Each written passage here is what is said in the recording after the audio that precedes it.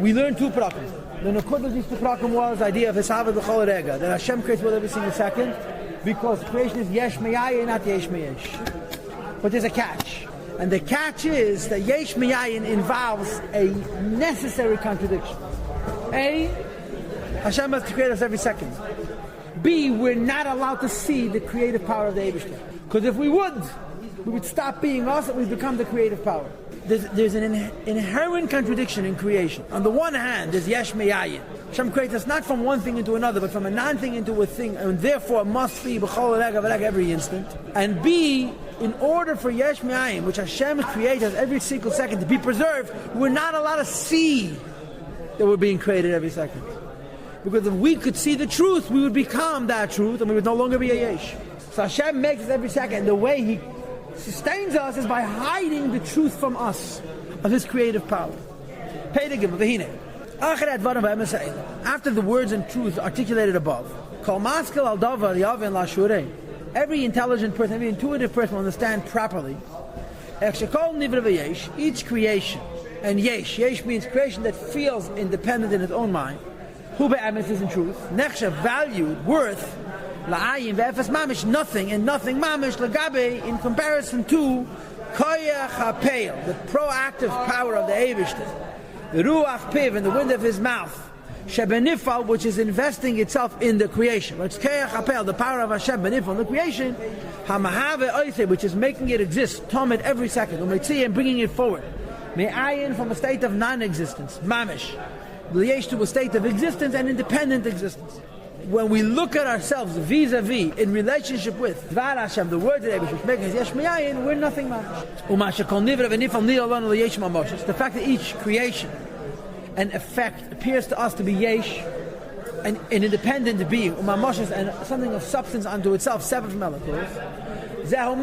The reason for this is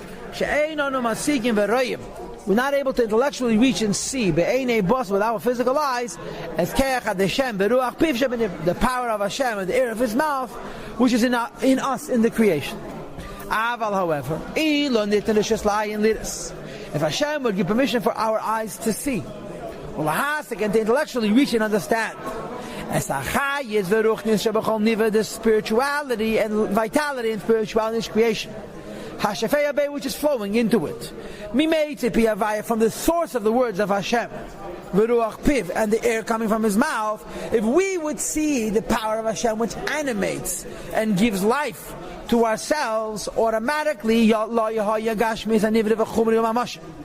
there would be no reality to the physical creation, and to the crudeness of the physical creation, and to the substance of the physical creation, neither visible, klal at all, to our eyes. Key, because then we would see that it's totally nullified in its form altogether. Is when compared to the life and spirituality, which is inside of itself, because if not for the constant animating power of the spiritual force that makes it exist every single instant, it would be absolutely nothing, like it was before it was created in the first place, mamish.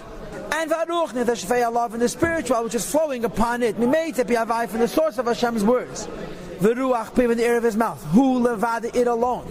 Hametzi is bringing it forward, tamid constantly from a state of non-existence, liyesh of existence, it's independent.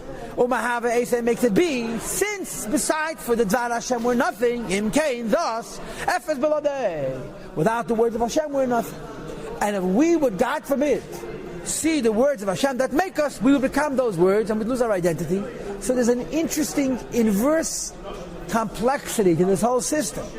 Hashem creates us every single second, and in order for us to be us, we're not allowed to see that He's creating us every single second. This is the end of today's shiur.